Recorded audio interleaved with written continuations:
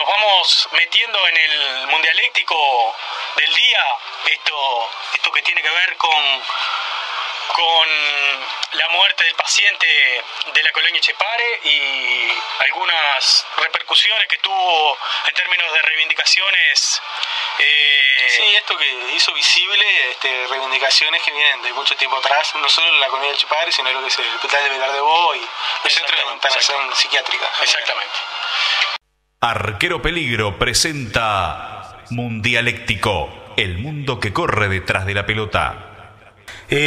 Vamos a hacer un contacto ya la tenemos conectada a la compañera Cecilia Baroni del colectivo, coordinadora del colectivo Radio Vilar de Bo, psicóloga y docente de la Universidad de la República, para un poco interiorizarnos sobre la situación particular de lo que fue la muerte de este interno en condiciones muy complejas en la colonia Etxepare, pero también para hablar un poco en lo que tiene que ver con algunas reivindicaciones que a través de un comunicado público el colectivo de la radio y de actividades particulares que sabemos que hace el colectivo, como los desembarcos, que trata de visibilizar un poco lo que son las condiciones de internación en los centros de salud mental. Buenas noches, Cecilia, no sé si nos estás escuchando. Sí, hola, buenas noches, ¿cómo andan? Todo bien por acá. Está bien. Un poco queríamos que nos contaras luego en relación a la situación más particular de este suceso en la colonia Etxepare, y salirnos un poco también de la particularidad del caso, que es sin duda extremo, pero que cotidianamente nos consta que el colectivo de la radio denuncia lo que tiene que ver con estas condiciones de vida y de internación de los pacientes psiquiátricos en los distintos centros de salud. Claro, capaz que está bueno esto que vos decís, que situarlo también en el extremo social, ¿no? Y económico, porque en realidad pacientes psiquiátricos hay de todas las clases sociales y económicas, y me parece que cuando vos decís los centros de salud nos estamos refiriendo a los centros de salud públicos. Uh-huh. Y también a los centros de salud, entonces, donde el Estado tiene responsabilidades directas en el cuidado, ¿no? Y en la atención de parte de una población que sufre no solamente ciertos padecimientos mentales, sino también una exclusión social, ¿no? Económica, cultural. Entonces, bueno, en ese sentido es que Vilar de Bo, si bien es un colectivo que territorialmente sale y trabaja en lo que es el Hospital Vilar de Bo, obviamente nos pareció que teníamos que poder también descentrar de donde primeramente, por suerte creo que la prensa se ha ido corriendo, pero la prensa lo primero que hizo fue situarlo en construir también como un enemigo que parecía que eran las jaurías de perros. Uh-huh. ¿Verdad? Y no tanto las condiciones de internación, las condiciones de vida, y de un modelo que en realidad ya en muchos lugares del mundo hace años ya no existe más, como es el modelo asilar, ¿no? Que en realidad, si uno va a la historia de la locura o a la historia de la psiquiatría, también tiene como un nacimiento y una fecha de nacimiento que es allá por los siglos XII, donde en realidad la sociedad comienza a tratar, digamos, a estas personas que también tenían padecimientos y también sufrían mendicidad con la creación de asilos, ¿verdad? En nuestro país, obviamente, porque nuestro país al lado de países europeos es mucho más nuevo, ya casi nace con un hospital y con un asilo, ¿no? Tomando esos modelos que venían. Lo curioso es que ese modelo en realidad, así como ha ido cambiando en otros lados, acá fue muy lento, ¿no? O sea, es muy lento.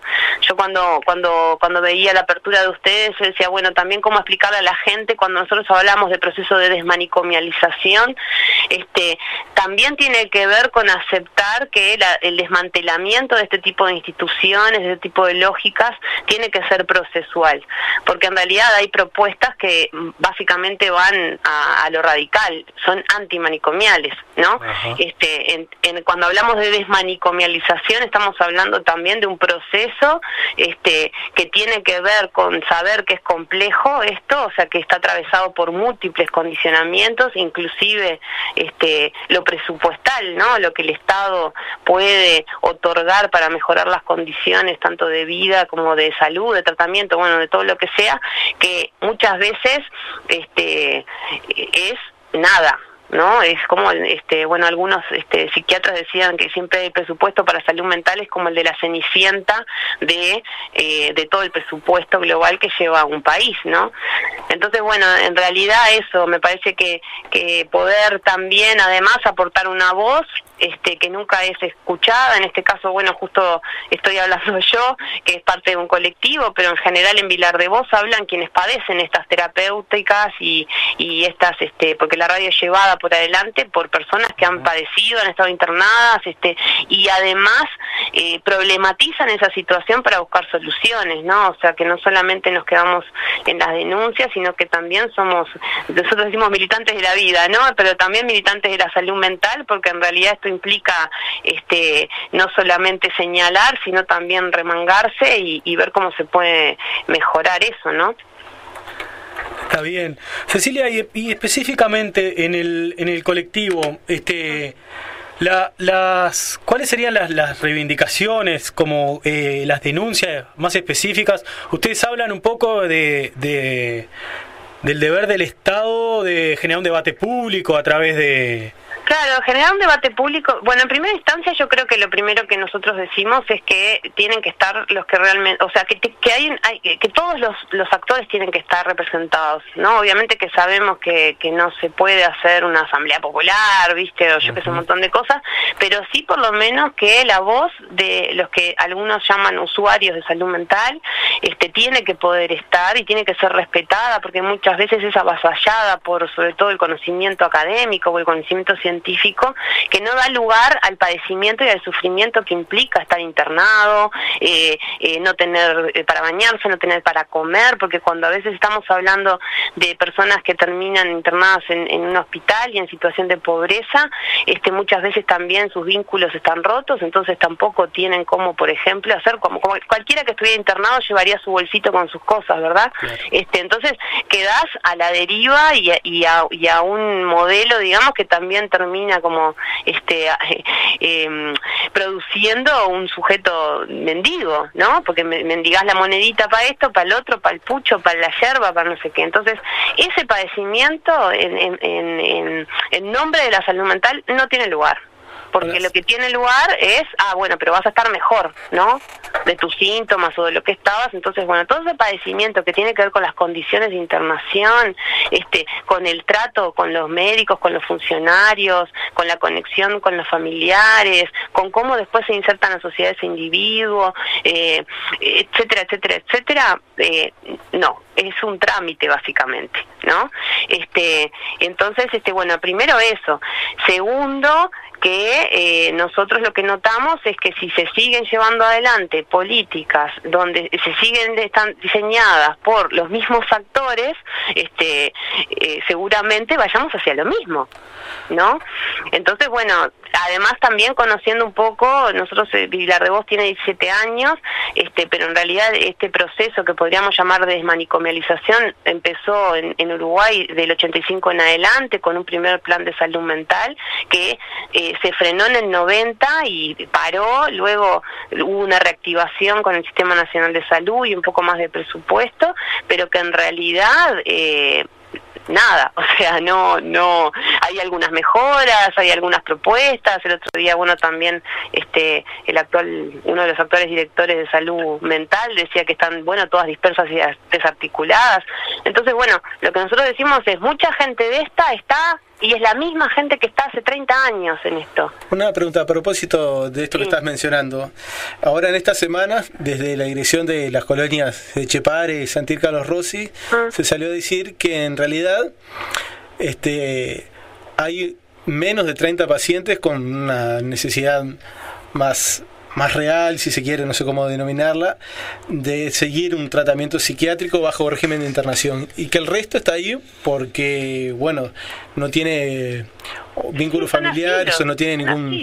Y están en un asilo, ¿no? Y claro, por otro lado dicen que hay unas 30 hectáreas, creo, o más entre esas dos colonias, y no hay planes de trabajo para ellos, o sea, porque indudablemente están ahí justamente como una situación de asilo, no sé, pero no... Bueno, hay gente que lo llama de peor manera, y capaz que tendría que hacerme cargo yo, pero yo lo voy a decir, y hay autores que lo llaman así, es depósito de gente, depósito de pobres, además, locos y pobres. Entonces, también me parece que cuando alguien sale a decir que solamente 30 personas están en situación de tratamiento, me está diciendo que en realidad no sabe qué hacer con las otras 30 personas, con las otras 350 que están internadas, ¿no? Entonces, por otro lado, creo que también lo que Vilar de Vos viene trabajando hace muchos años, y que ese es el peligro peor, pensar que las lógicas manicomiales solamente están en los asilos y en los manicomios, es que se han hecho algunas políticas, como por ejemplo abrir más refugios o abrir casas asistidas, o las pensiones o las casas de salud, que muchas veces no tienen ni siquiera permiso para hacerlo, o ni siquiera son inspeccionadas, terminan siendo micromanicomios. Entonces, lo que nosotros acá estamos diciendo es, bueno, a ver, revisemos cuáles son las prácticas que llevan siempre a reproducir estas lógicas manicomiales, que tienen que ver con encierro, que tienen que ver con sobremedicación, con abandono, con abuso de poder, sobre todo muchas veces de técnicos y funcionarios, que desestiman al otro como sujeto, porque no es un sujeto, es un objeto, es una persona que está ahí, y que no necesita más nada que eso, nada, mutar todo el día, y además capaz que también, a ver, en esto que yo estoy diciendo, no quiere decir que no se hagan cosas, porque si no estaría diciendo que, por ejemplo, Vilar de Vos no lo hace, ¿no? O muchísimos otros colectivos, organizaciones. El tema también acá es un tema de desequilibrio de poderes, ¿no? Que inclusive lo vimos en el manejo de la prensa, o sea, quién habla en la prensa, pero además cómo maneja la prensa, sobre todo la prensa más poderosa, este tema, ¿no? Entonces, bueno, más o menos me parece que los peligros, más allá de que se cierre la colonia, ¿no? Es, a ver, esta gente que no tendría que estar en un asilo, ¿a dónde va? ¿A pequeños asilos? Claro. Ese es el punto. Y la gente que está en condiciones, por ejemplo, como en el Vilar de Vos, que ya es un hospital de agudos, que las internaciones no son de más de, en algunos casos, porque también las paradojas hacen que Vilar de Vos sea un hospital de agudos, pero además es un hospital donde se alojan pacientes judiciales, que pueden estar hace 20 o 30 años ahí, ¿verdad? Entonces, ¿qué hacemos? Cuando alguien se interna, que se llama muchas veces un fenómeno que se está observando hace mucho, que es la puerta giratoria, porque inclusive, capaz que la gente que se atiende lo sabe, la gente que no, un paciente puede ir, si tuvo internación, puede haber estado 20 días, se lo da de alta, a veces se coordina, no se coordina dónde se va esa persona, y esa persona vuelve a estar internada, o vuelve a ir de emergencia, y como ya tuvo una internación previa de 20 días, no se lo deja volver a estar internado. Claro. O sea, tenemos varios problemas, ni que hablar que además, digo, tenemos también problemas económicos y políticos, en el sentido de que muchas veces una persona está para estar internada porque necesita apoyo, comprensión, necesita tiempo para mejorar, porque con el tiempo hacemos mucho, y muchas veces el tiempo, como no hay camas, como no hay personal, bueno, no, vamos, que esta es la medicación, vamos para afuera. O sea, seguimos alimentando, y ahí terminamos también en esto de a dónde vamos, a un refugio, ¿no? Entonces vamos a la puerta de entrada del Mides, o calle y mendicidad, y se sigue reproduciendo toda una lógica, que hay investigaciones, que está buenísimo que también la gente sepa, donde se ha descubierto que mejorando las condiciones disminuye la discapacidad o disminuyen los padecimientos, ¿no? Personas de otras clases sociales, si tiene una crisis que amerita una intervención psiquiátrica y psicológica, puede volver a su vida normal, o puede volver seguramente con alguna disfunción o con alguna cosa a mejorar o a recuperar, pero en realidad tiene las necesidades básicas cubiertas, que no hacen que uno enloquezca más. Claro. Pero bueno, lo que pasa que bueno, esa es la, digamos que como una situación que hace que esto también sea complejo y que además haya como muchísimos factores y muchísimos intereses, que muchas veces también eso no se comenta, ¿no? El interés del que es el dueño de la casa de salud, el interés de las farmacéuticas, el interés del poder y la legitimación de las disciplinas, y la gente real queda boyando, ¿no? Entonces, ¿y ustedes como colectivo, a raíz de este hecho que ha ganado prensa, sienten que tienen algún espacio más como para poder intercambiar? Porque otra de las cosas que trascendió ahora es que se busca que estas colonias, esto pasen a la órbita de un futuro sistema nacional de cuidados, que eso lo que permitiría es tener un poco más de presupuesto, pero que como que las condiciones de fondo seguirán siendo las mismas con un poco más de presupuesto. ¿Hay alguna chance de algún diálogo más abierto?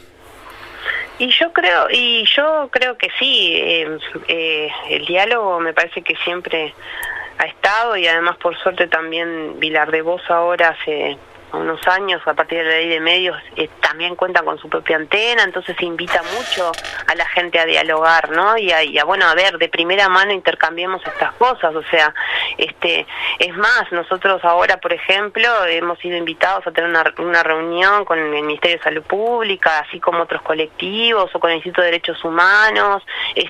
Yo creo que se vienen dando las condiciones dialógicas, el tema es ahí después, cuáles son los intereses que terminan primando. A nosotros nos han llegado a decir en los estudios de Vilar de Vos que todo muy lindo, pero si no hay un gran movimiento social que haga como una presión para que esto se sepa, se sensibilice y logre generar como un desequilibrio en otros poderes, como por ejemplo el que tiene la medicina, seguramente esto no vaya a cambiar.